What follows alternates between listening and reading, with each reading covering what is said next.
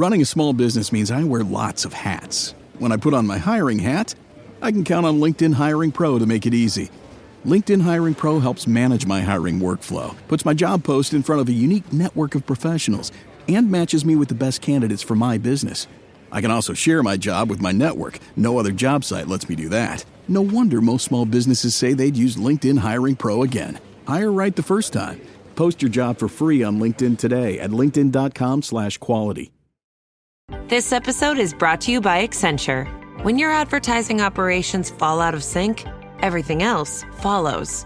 Spotify and Accenture are working together to reinvent the rhythm of ad sales, using automation, analytics, and smarter workflows to simplify campaign delivery and access better data across the business. The result?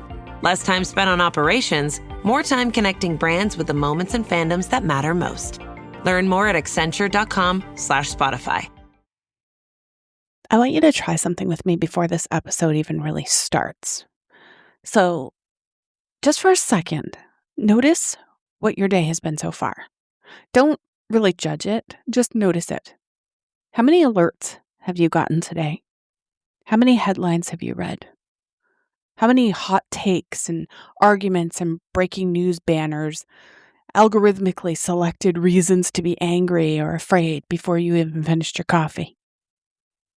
If you're like most people, if you're like me, the answer is probably a lot. More than you could count, probably. And the thing I want you to stay with today, all of that stuff arrived roughly the same time for millions of people. The same headline hit millions of phones in the same minute, right? The same outrage cycle spun up in millions of feeds in the same, hour, I guess. We're already synchronized every single day. We just never chose it. We synchronize around panic and outrage and fear. The most connected species in the history of this planet, and the thing that moves through the network fastest is almost the worst thing that happened that day. So this is what my whole episode is about. What happens if just once, and just for 5 minutes, we synchronize around something else?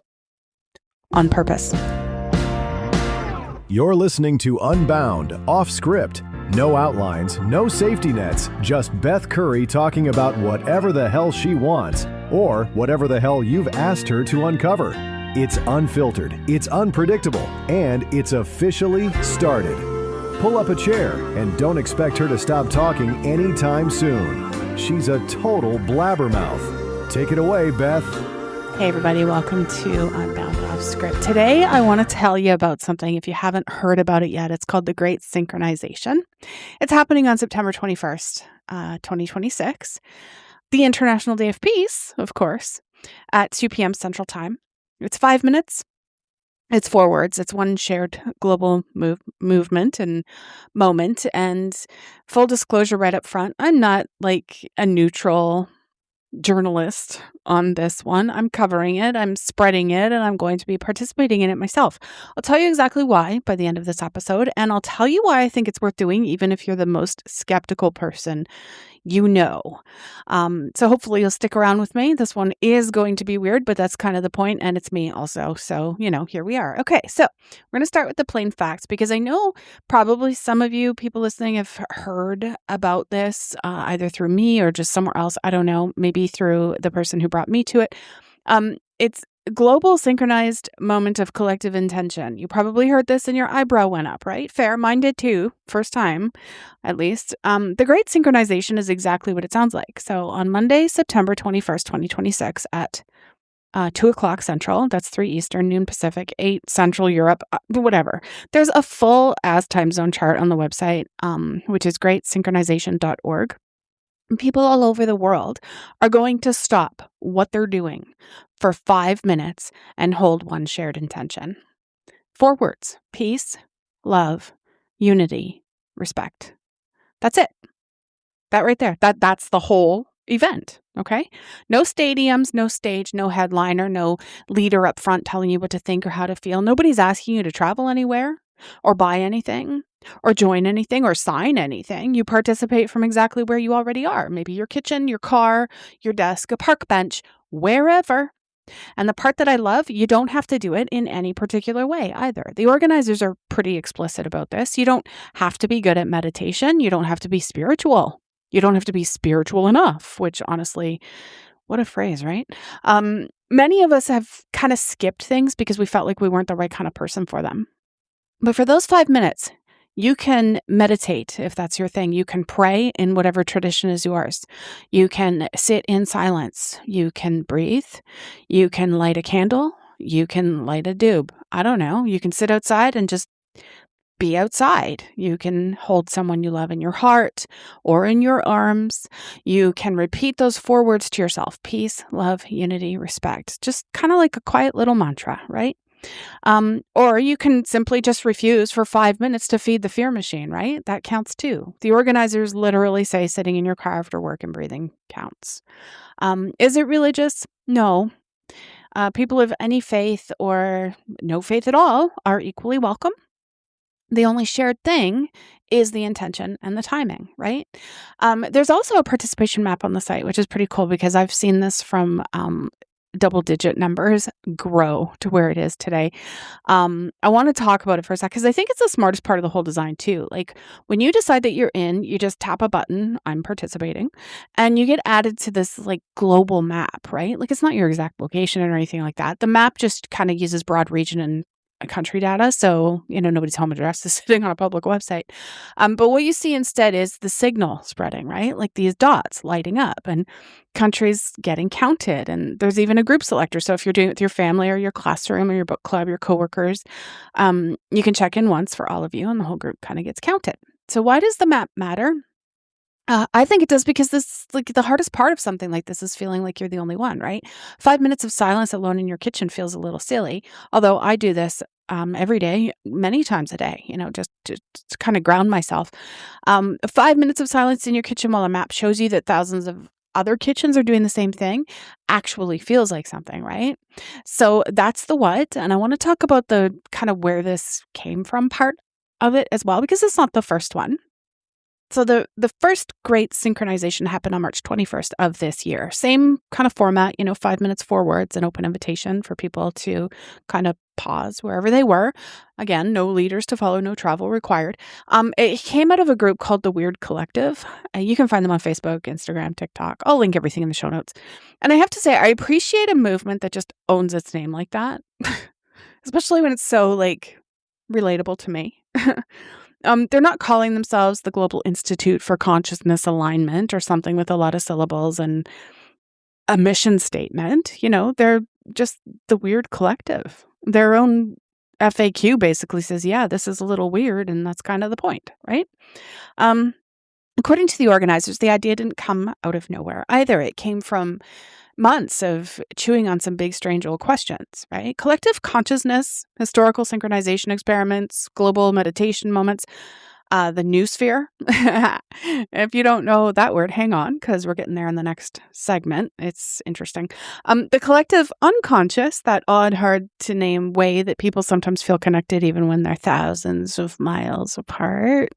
And then September 21st presented itself. And honestly, I think the timing is too clean. It's the International Day of Peace, right? This is a real thing, by the way. It was established by the United Nations back in 1981, way back in the 1900s. And fixed on September 21st since 2001. So every year on that day, the UN Secretary General rings the peace bell at the UN headquarters. And that's a bell that was cast from coins donated by children from dozens of countries. There's this whole ass global tradition of ceasefires and moments of silence attached to this date already. And September 21st, 2026 also happens to land exactly 6 months after the first synchronization in March. The organizers said the timing wasn't something to ignore, and I get it. There's something kind of satisfying around a practice that comes back around kind of like a comet, right? Like equinox to equinox, spring to fall, whatever. It stops kind of being a one-off event and starts being a little bit more, I think. The word practice, too, is going to matter a whole lot later in this episode, so hang on to that one. So I promised you the history segment, and this is where the episode gets either fun or weird. I don't know. The Great Synchronization is not appearing out of thin air. So humans have been experimenting with synchronized stillness for over a century. I'm going to take you on a quick tour. Stop number 1 was all the way back 1919. There was a 2-minute silence. After World War I, King George V called for the entire British Empire to stop. Just completely stop for 2 minutes on the anniversary of armistice.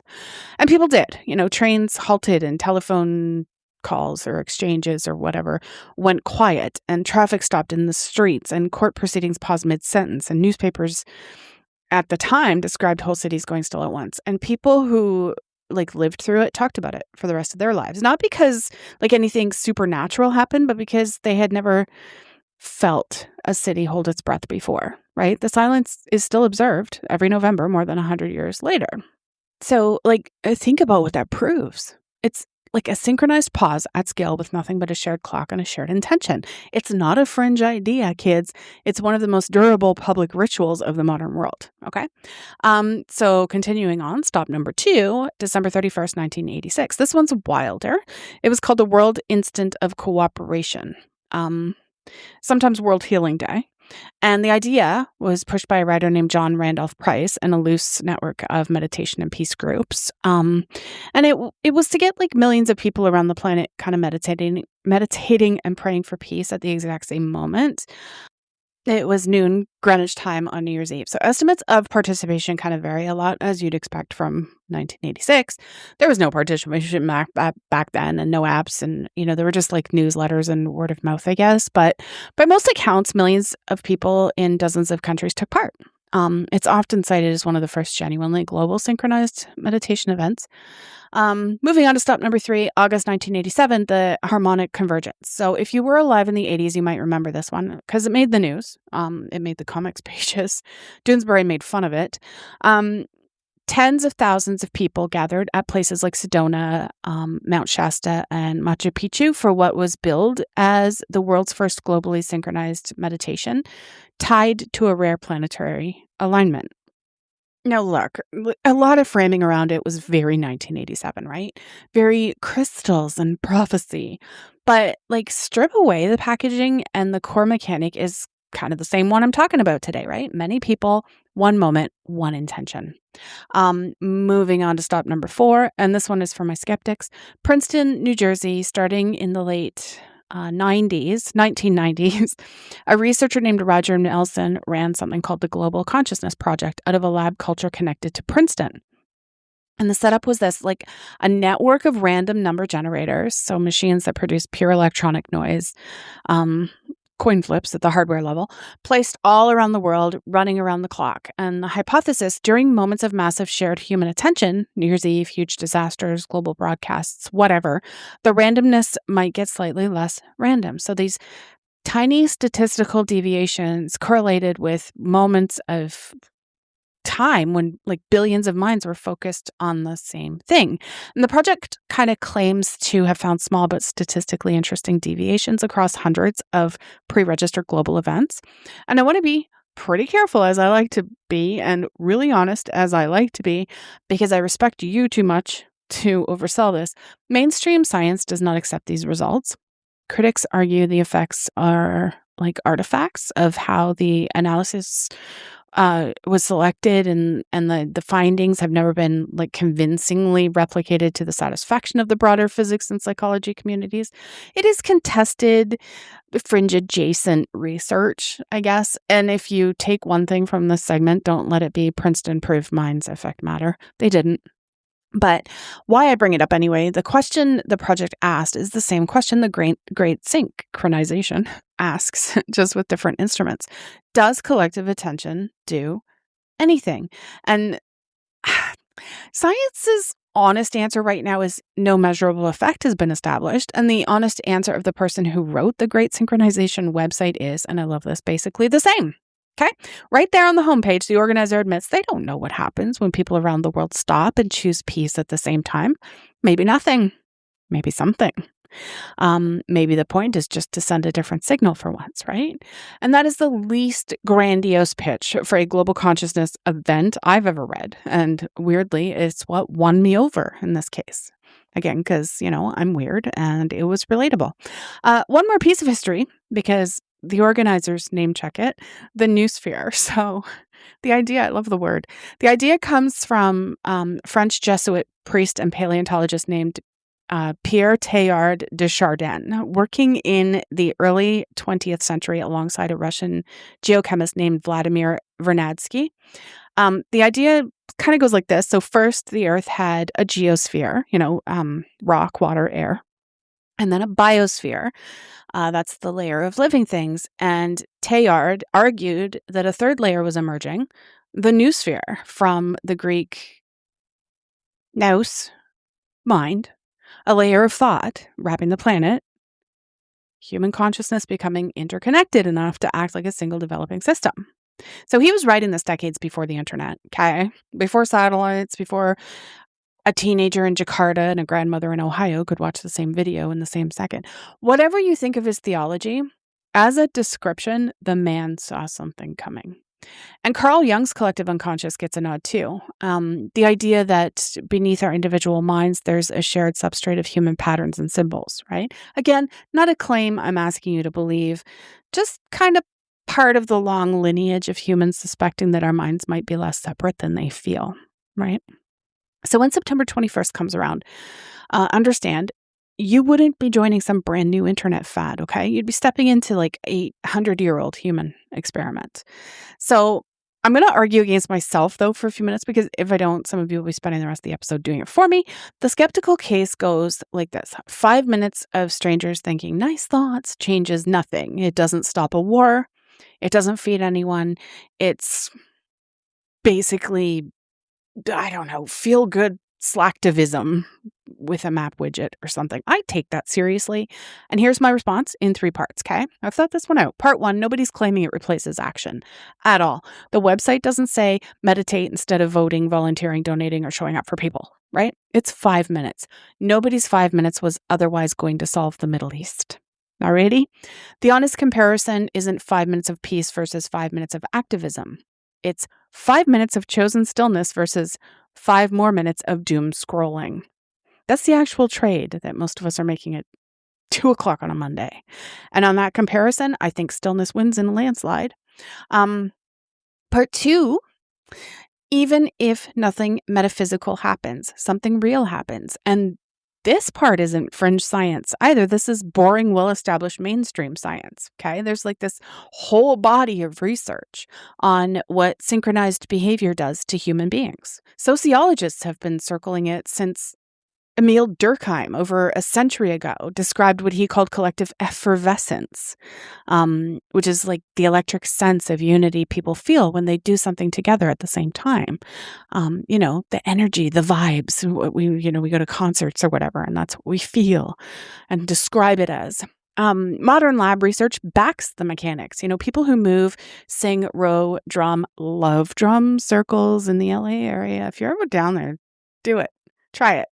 Or even just breathe in synchrony with others, show measurably increased trust, cooperation, and bonding afterwards. So studies of choirs and rowing teams have found that synchronized group activity elevates pain thresholds, a proxy for endorphin release, beyond what the same activity does when done alone. Marching, chanting, group prayer, stadium waves, when you're at the ball game, singing happy birthday. Humans have independently invented synchronized ritual in essentially every culture on Earth because it works. Okay, it bonds us. It's arguably one of our species' oldest technologies. Now, most of that research involves people in the same room. Can synchrony work when it's distributed or when the room is a map on a website? That's genuinely more of an open question, but anyone who's watched a global live stream chat during a rocket launch or felt something during a worldwide moment of silence has a pretty strong intuition that the answer is at least partly yes. Okay. Knowing that others are doing this with you right now, that knowledge alone changes the experience. And then there's the individual layer, which is even more solid. So 5 minutes of slow breathing measurably downshifts your nervous system. This is not controversial. Okay. Slow extended exhales activate that parasympathetic system. Your heart rate drops and your stress hormones ease off. I've talked about this a lot. 5 minutes won't rewire your life, but it will genuinely change the next hour of it. The organizers have a line about this too that stuck with me. The idea that the moment is only useful if it leaves something behind in the people who did it. That's the right frame. The 5 minutes is a doorway. It's not a destination. And now part 3, my favorite argument, the signal itself is the point. So go back to the cold open. We already run global synchronization events every single day. They're called news cycles. They're called trending topics.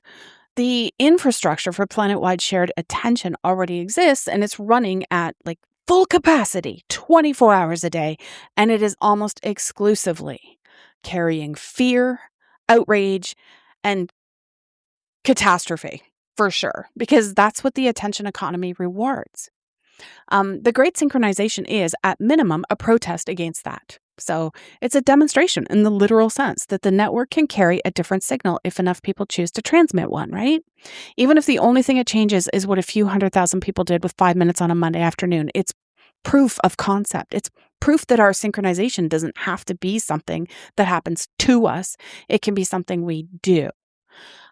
Again, maybe nothing, maybe something, but maybe nothing has a floor, and the floor is if you took 5 quiet minutes and a lot of other humans took them with you, that floor is higher than most of what I do at 2 p.m. on a Monday. So you're in, okay? Or you're at least curious. Here's the entire onboarding process, and I promise this is the shortest how to participate in a global event segment in podcast history because the whole thing was designed to be frictionless. Step 1, add your signal. Go to greatsynchronization.org and hit the participation button. If you're doing it with other people, your household, your friend group, class, office, whatever, there's a group selector right there. So pick 3 to 5, 10 plus, or whatever fits, and your whole crew gets counted in one tap. Again, no exact location shown, no account, no email harvest, no checkout page. You're a dot in a region. That's it.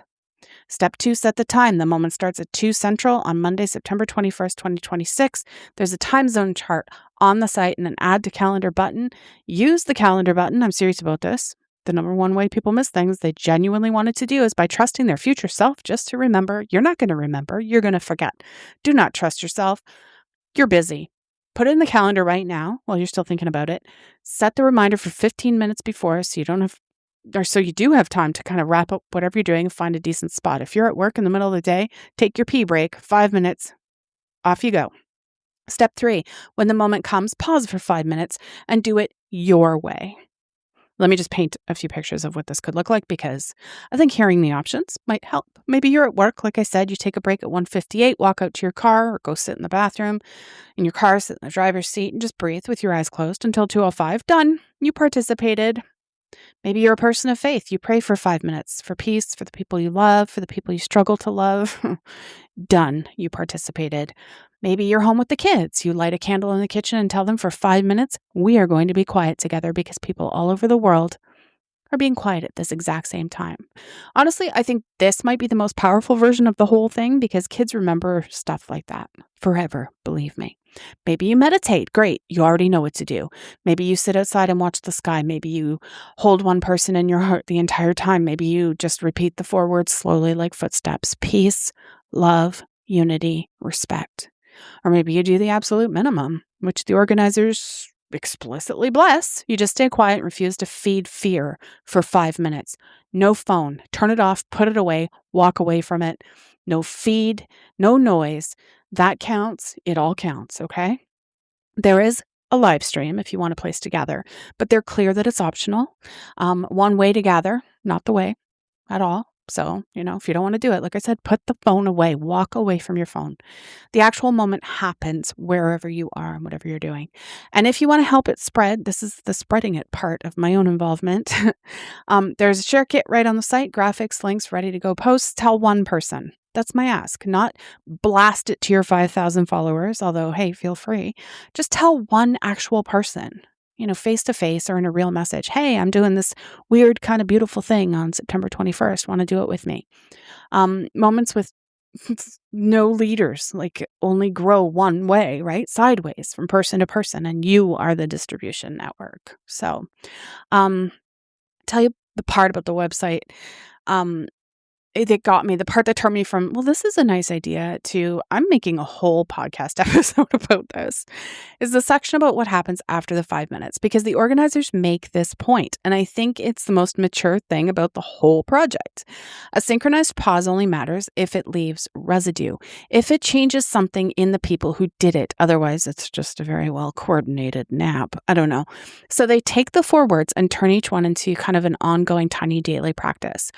I'm going to tell you how they frame it. I'm paraphrasing, but this is kind of what it is. Peace becomes something you practice before you post. The pause between reading the thing that made you furious and typing your response. That kind of 2-second gap, that's peace. Okay? Operationalized. Love becomes something you remember before you react. So before you snap at your kid or your partner or the customer service rep. It's a remembering, okay? Not a feeling. Unity becomes something you build in smaller spaces with real people. Not humanity in the abstract. Humanity as in your neighbor or your coworker or the guy at the gas station. It's unity at arm's length where it's actually hard, And respect becomes the line you refuse to cross. Even when the world rewards you for crossing it. And oh man, does the world reward you for crossing it. Dunking on people is the most reliably rewarded behavior on the entire internet. Respect as a practice means leaving those points on the table on purpose. So do you see what's happening here? Like the 5 minutes on September 21st is just a flashy part. It's the part with the map and the countdown, things lighting up, whatever. But the real payload, I think, is kind of smuggled inside of it. These 4 micro habits that you carry out of the moment and into your just ordinary week, right? The synchronization is the front door. The practice is the house. You know how I talk and speak about these things. But anyway, that's why the 6-month rhythm matters too. March, then September, presumably onward. I don't know. Not an event. It's kind of the world's most low-key recurring appointment. A standing meeting with stillness twice a year with the whole planet invited. So I'll tell you plainly as well, as I wrap this up, why I'm participating. I'm not participating because I'm certain something mystical happens when a million minds align. I told you the truth about the science. The measurable global consciousness question is unproven. It's not proven either way. It's unproven. And the person who built this thing doesn't even claim otherwise, okay? And I find that honesty a bit disarming. Anyone selling certainty about stuff, I would distrust. I generally do. Someone saying maybe nothing, maybe something, let's find out together, that I can work with because that's how I operate, okay? I'm in because of the counterfactual, because I know with total certainty what I would otherwise be doing at 2 p.m. on a Monday. September 21st, 2026. I'd be doing what I do every day at 2 p.m., probably taking a break between something, swimming in the noise, absorbing whatever the network decided to synchronize me around that hour. I don't know, someone else's outrage or someone else's emergency or someone else's signal. And for once, for 5 minutes, I get to choose the signal instead. I'm in because of the silence in 1919, because humans stopping together is one of the oldest, most reliable ways we've ever found to feel like a we instead of a pile of separate, frightened eyes, right? I'm in because it costs nothing and it requires no belief and it demands no purity and it asks 5 minutes. And I've spent 5 minutes on so much worse, honestly. And I'm in because of the map. I want to watch the dots light up. I want to sit in my quiet spot, knowing that somewhere someone's sitting in their car in a parking lot doing the same thing. Someone's lighting a candle I'll never see. Some classroom of kids is being weirdly, wonderfully quiet together. A grandma, a night shift worker, a teenager, a stranger. All of us kind of tuned for 5 minutes to the same frequency. Maybe nothing, maybe something. We've spent decades finding out what happens when the whole world synchronizes around fear. I think we've earned 5 minutes to find out what happens when we synchronize around the opposite. So here's your homework. It takes 90 seconds. Go to greatsynchronization.org, hit I'm participating, watch yourself become a dot on the map, add it to the calendar, check the time zone chart if you're not sure which one is for you. Tell one person, just one. Use the share kit if you want, or just say the words out loud to someone you like. And on the day, show up. It's 5 minutes, your way, peace, love, unity, respect, or just silence, and a small, deliberate refusal to feed the noise. You can follow the updates through the Weird Collective. They're on Facebook, Instagram, and TikTok. And everything's linked in the show notes along with the time zone chart and the share kit. I will be there on September 21st. Quiet, eyes closed, one dot among many, hopefully a great many. Thank you so much for listening. Thanks for thinking about weird things with me, and I will see you next time. And that brings us to the end of another episode of Unbound Off Script. Someone eventually had to pull the plug because, as you know, Beth will happily keep talking until the sun goes down. Thanks for listening, and we will see you whenever she finally runs out of things to say. I'm Rob, she's a blabbermouth, and we're out.